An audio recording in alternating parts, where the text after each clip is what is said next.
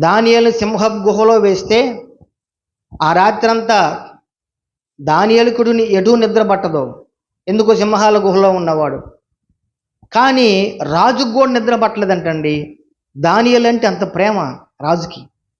కానీ అక్కడున్న పరిస్థితిని బట్టి అట్లా వేయవలసి వచ్చింది. కానీ రాజుకు నిద్ర పట్టల.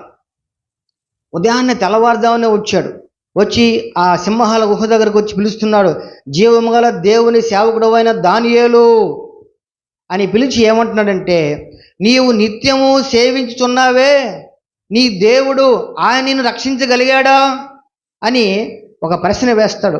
వెంటనే దానియేలు స్వరం వినబడుద్ది గుహలో నుండి, దేవునికి స్తోత్రం కలుగునగాక.